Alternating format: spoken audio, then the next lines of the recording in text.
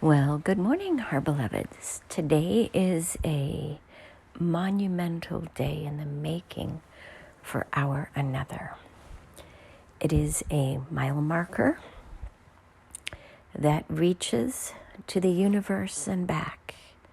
It is the day of her awakening. It was not known that she was blown open, cracked open, seen fully on that day because of the way that it is experienced. It is not simply that you have a kundalini or spiritual awakening and that you simply feel love and light. What it actually feels like, believe it or not, is death. Absolute death. Creation of death, of fear, of loss, of unimaginable torment within your body when it relates to her unique opening. It was not easy. It was not designated because she was bad or needed to be punished or be taught to get back onto the straight and narrow path as she thought. It was to show her more, to show her what she came here to experience, to live, to share, to propose to you all. It's not that her journey is unique and individualistic. It is just that hers is uniquely hers, and it matters to her because it changed her and her life and her life's path and her perception of reality. When the master is ready, the student will arrive. Or is it the other way? When the student is ready, the master will appear. Well, it doesn't really matter which side of the glass you look at it from, because either way, it is where the master and the teacher and the student and the learner become one. And it is not a matter of the master being greater than the student. It is more that they resonate in frequency on that day because, as every teacher will say, their students are their greatest teachers. So becoming you is a challenging experience for many of you when you go through such an awakening, because the energies and the knowings and the fears which are rising to the surface to be released are too difficult for your central nervous system oftentimes to manage. And it looks like schizophrenia. It looks like dementia in certain ways, but we have not gone there yet. It looks like dereliction of duties because you no longer believe in the construct of going to work and coming home. You begin to see that money is just a construct that is designed to keep you enslaved in the system. And it all becomes too much to process in one day. And many die as they just wander off into the desert where they have been called and they never return. Many wander the streets, hoping aimlessly to find a solution which never appears because your world is not designed to help people with schizophrenia. And then there are those like our another who find a way to integrate because they themselves know the journey that they have been called on. because they have been intuitively inclined for most of their lives, and it's now just much deeper, much richer, much colder, if we're honest. It's no longer a warm toddler pool where there's 2 inches or 4 inches or 8 inches of water. It is the deep, dark ocean that you are being pulled into. And you have to find your way back out. So now the question that we have is, with all of your modern medicine and ways and scientific knowledge, why is it that you all have lost how to integrate the spiritual voices into your heads, into your bodies, into your lives? This was indigenous knowledge that was passed down from generation to generation. Even the tribes here in America, North America, knew of this, but they were exterminated and told that they were savages because somehow they were not white and didn't worship a white god and didn't rape and pillage Mother Earth. It is your ways today that are coming home to roost. This knowledge was always there and is still there.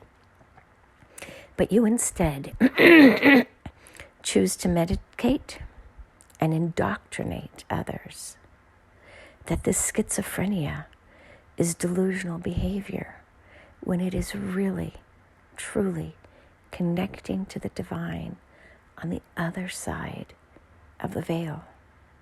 And you can and you will relearn this process of integrating, but only when you all stop seeing schizophrenia as a danger and a plight and instead choose to see it as a gift and an awakening of humanity again. Set free those people who have been medicated and told that they are lesser than, and instead find those indigenous teachers and help them all to integrate these voices so that they can become the teachers that you all need. It's not the danger from the institutions that you need to worry. It is the medical community, it is the pharmaceutical industry, and it is the government construct within which you live and have chosen to operate.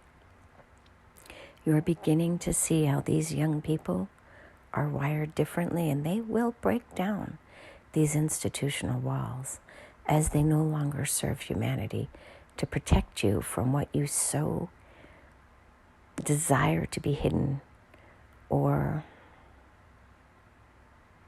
cornered from. We know many of you don't understand this, and that is fine. An hour or another sees it differently these days.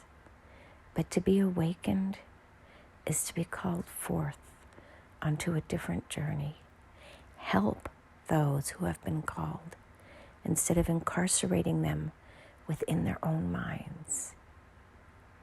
Bring them the teachers that they so rightly deserve so that they can become the teachers of your construct, to teach you where your medical model is broken and how it has damaged them and how it feels to be locked up in your own mind, where the demons of your world are tormenting them every day because you refuse to see them as less than animals, as less than humans.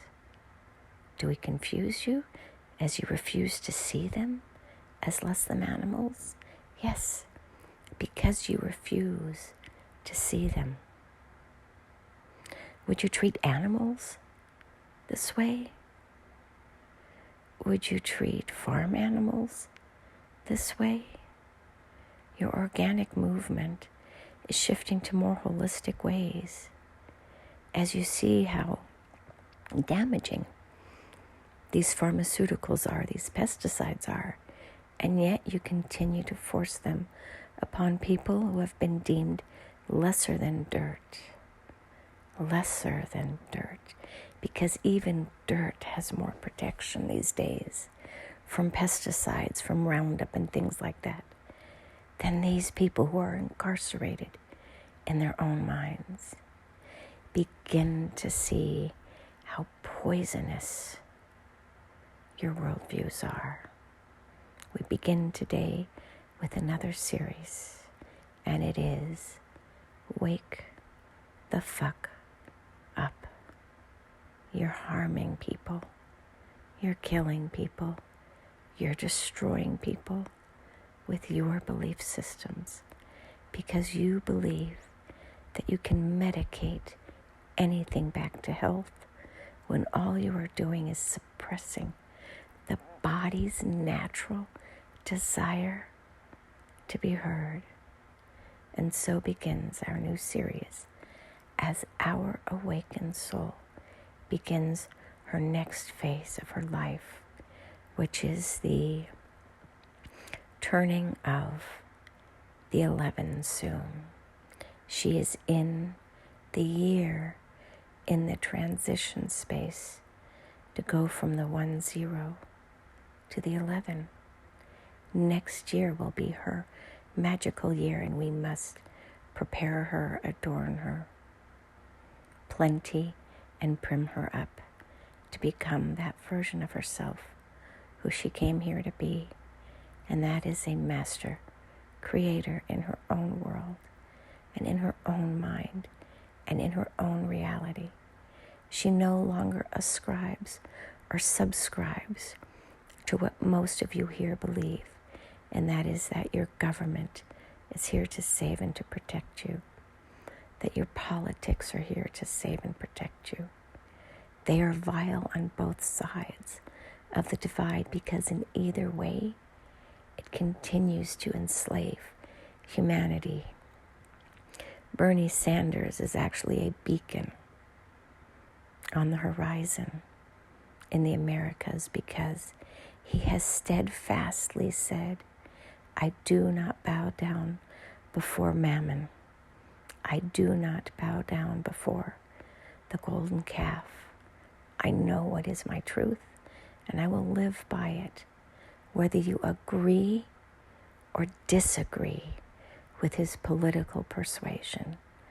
Honor and recognize the fact that he has forged a path based on his own unique belief systems while still representing man in Congress.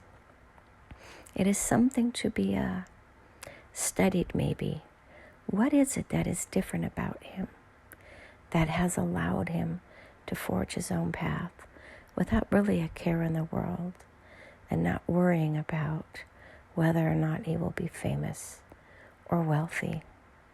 He had his own spiritual awakening and has just chosen to live his life differently than our another. It is not who you love or how you love, but whether you love. And Bernie Sanders has chosen to love the Americans in a way that they probably don't even deserve, because he sees them all as worthy of being protected, each and every one of you. And let us be clear, Bernie Sanders never has believed that corporations are individuals. They're corporations. It is a man-made construct come to enslave you. And so it is. Namaste.